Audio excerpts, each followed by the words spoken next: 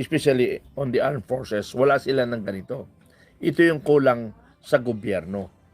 Yung how to motivate, organize, and mobilize. Hindi naman sabihin natin na i-aros. Yung EOM ng EOM ng Communist Party, EOM, aros, organize, and mobilize. Ginagalit nila ang damdamin ng taong bayan. Pag alam na nilang galit na sa gobyerno, ay pasasalihin nila sa rally hanggang sa maging wanted na sila hanggang aakyat ng MP. In that is the step by step. Una, babarkadahin ka. Pangalawa, pag nakuha ka, parang style panliligaw ba? Yung panliligaw, alam mo naman. Ang alam lang dito, mga karamihan lalaki. Pero babae, mayroon rin ganun mga style, ano? So, ito yung objective nila ngayon. Ngayon, pag nasakyan nila yan at nakuha nila yan, mas mahirapan tayo. Sabi ko nga, inuulit-ulit ko, ang Indonesian situation, nangyari yan. While ang iba nakapokus sa population, sa tao, sa masa, then yung mga tactical officer nila, sa military naman sila pumapasok. So, ganun ang taktika nila yan. Ang hindi natin alam, kung nakabuo na sila ng military organization within the armed forces, pag nakuha nila yan, mas delikado yan. Kasi, ang tanong kasi ng karamihan, pwede ba yun mangyari? Nangyayari na, hindi na pwede, nangyayari na yan. Una, yung magdalo. Dahil nga naging wanted sila sa armed forces, pumasok sila sa nakipag-alyansa sa Communist Party of the Philippines. Si General Harke, di ba, dahil nga may galit sa gobyerno, sumama sa NPA. So, yung armed forces members, kung may nakikita talaga sila na idealistic ang armed forces personnel, ay mandali nilang maikayat. Parang katulad ko, idealistic ako, at nagagalit ako, sasanib ako. Kasi ang objective ko, gusto ko palitan ng ahensya ng gobyerno. Katulad nito, mayroong warrant of arrest, people's warrant arrest kay Pangulong Marcos. Nakapost yan. Nakapost. Anong kinoment ko doon? Sasali ako dito. Nilagay ko doon, sasali ako. Basta may agreement na babaguhin lang natin ang sistema ng gobyerno. Pero ang problema, mawawala sila. Kasi I am at anti-corruption. What I mean, anti-communism. So, hindi pa rin magtugma. Pero doon pa lang sa pagsali, pwede ako sumali. But never ako makonvince maging pro-communist. I am, number one, anti-communism. Kasi galit ako dyan. So, ang point dito, pwede makipag-alyansa kung mayroon kang objective na gusto mo lang makaposisyon sa gobyerno, sasali ka. Pero ako, gusto ko lang mabago ang sistema ng gobyerno, kaya ako sumasali at nakipagbakbakan at ako ay nakipagpatayan because I want to change the system of the government. Yung patakaran na dapat baguhin. Yun yung akin dito. Pero never na ako ay papayag maging communist country tayo. Pero wag natin i-underestimate ito. Wag natin i-underestimate ito. Hindi natin alam. Ulo imposible, pero pwedeng maging posible. Kaya mga kababayan ko, makiisa tayo, makawain namin. Hindi ako sumusuko, hindi ako tumitigil na labanan ang sistema ng gobyernong ito. Yung very rampant yung communism, yung corruption. Kaya dyan ako galit. Mayroon na nga ako kadibatik ng MUP, Military and Uniform Personnel, na mga retired.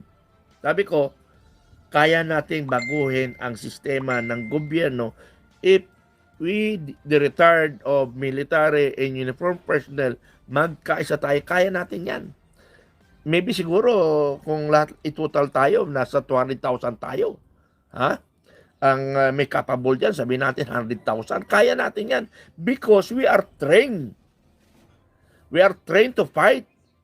But we will never fight the armed forces.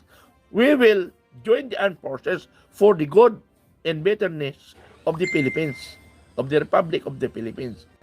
Ha?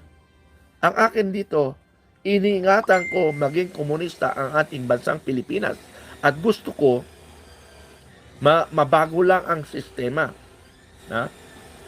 But, ang aking panalangin, mga kaibigan, mabago natin ang sistema on peaceful means. On peaceful means. Paano ang peaceful means? Magkaisa lang tayo Pilipino, tapos na kagad. Wala na. No, wala nang hatian ng armed forces. They are solid. Kasi taong bayan na eh. Di ba nakalagay sa aginaldo? Protect the people and the state. Oh. Kaya lang naman hindi nila nagagawa because hindi pa nga kasi masabi tayo na we are the people. Because as witness, dyan sa rally, hindi naman tayo maabot ng milyon. Maabot nga iglesia ng 1 million. Eh, ang kanila lang naman na sinisigaw is transparent and accountability. Pero yung iglesia sana, kung dinala natin dyan sa Malacanang at nag-vigil tayo sa Malacanang, ay tapos na ang laban. Eh, kaso nga ayaw ng iglesia. So, sino ang asa natin? Tayong Pilipino. Kasi nga, ang religion is separate to the state. Magkaiba kasi ang religion sa estado. Ang estado tayo yun eh. So yun yung problema natin. So, hindi pa rin ako sumusuko na labanan ang sistema natin. Ako pa ay nakikipag-cooperate, coordinate sa lahat ng Pilipino na may mga grupo na gustong baguhin. Huwag lang politika tayo ng politika, tayo nag-aaway kasi, nadidivide tayo. Politika, kaya nga yung mga troll natin, yung mga troll kasi natin, bayad sila para lang labanan yung lahat ng lumalaban sa Marcos administration. Ang turing nila kaagad DDS. No, I'm not DDS. I'm Marcos loyalist. But hindi ako bulag. Hindi ako bulag, kaya sorry mga Marcos. Sabi ko nga, bago ako umalis sa Marcos, nagpaalam ako kay General Benjamin Samonte na kung saan is advisor ni Bongbong Marcos hanggang ngayon. Kaya lang niloloko lang siya. Eh ako hindi ako pwedeng magpagamit. Tandaan niyo mga kababayan, hindi ako pwedeng magpagamit kung mayroon lang kayong personal interest.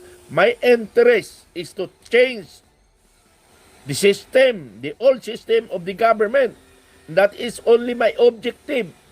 Position. Normally, kailangan ko ng position so that I have power to change the system. Even in 1 year time, bigyan nyo kami ng 1 taon na baguhin namin ang bansa. Gagawin namin yan. At yan ang lagi ko sinasabi. Give me 1 year time to change the system. Pero yung 1 year time, that is power. Power ang kailangan natin. But if we will wait the 2028, are you sure by 2028 at nagkaroon ng bagong presidente, are you sure na mabagong sistema? No, hindi mababago. Si Pangulong Duterte nga na matapang-tapang at may talino, hindi niya na kayang baguhin because the system nga eh. Tingnan mo yung drugs. Hindi niya na kaya. Na-underestimate niya. Miscalculation siya. Because, ang akala niya, sandali lang yan. Isa kasi sa drugs, pag kumilos ang pera, maraming kalaban siya. Kumilos ang mga, itong katoliko na ito, itong aking religion, nagpapagamit. Hanggang ngayon, nagpapagamit pa rin. Kaya nakakawalang gala magsimba. Hindi. Alam mo, sa totoo lang mga madre, PI kayo, madre, bayaran kayo. Saan ba kayo? Sa bayan ba kayo? Sa tao ba kayo? Sa Panginoon ba kayo? Sa demonyo kayo? Kayo mga madre, pare, Hindi ko nila lahat ha. Almost lang kayo. Ha? Almost pare and madre ay bayaran. Ha? Bayaran kayo. Pumapanig kayo sa korupsyon, sa adik. Paano? Kasi nakakatanggap kayo eh. Kita mo sa EDSA noong September 21. Puro madre. Puro pare. Dumaan sa harapan ko. Sana mahimasmasan itong mga pare at madre. Sinasabi ko sa harapan nila para marinig nila. Pero hindi ko masisisi yung mga ibang estudyante na yung estudyante na maging madre, maging pare. Kasi sumusunod lang sila. Pero pumasok na sa utak na na-inculcate na sila na ganito. So mga kababayan, ito lang ang hiling ko. Kumilos tayo. Kung hindi tayo kumilos, maunahan tayo ng Partido Komunista at magkakaroon tayo ng civil war. Magkakaroon tayo ng civil war kung hindi maganda ang pagmaneuver ng Partido Komunista. Pero kung maganda, click! Communist na tayo. Ganun yun. Pero kung alanganin, civil war tayo. Kasi ako, hindi ako papayag na maging komunista ang bansa. Sabi ko nga, kung magiging kami na baka lang naman ang ating gobyerno, but I will never join with the communists. Pwede pa siguro, style of Muslim Brothers. Pwede pa. Yung pinag-isipan ko yun, Muslim Brothers na batas, na talagang kamay na bakal. Ha?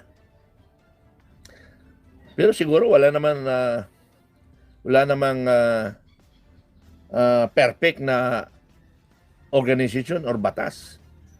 So sa mga kababayan natin, ang hirap kasi dito ngayon mga kaibigan, pag lumalaban ka sa kung lumalaban ka sa gobyerno dahil sa corruption, DDS ka kaagad, mga gago.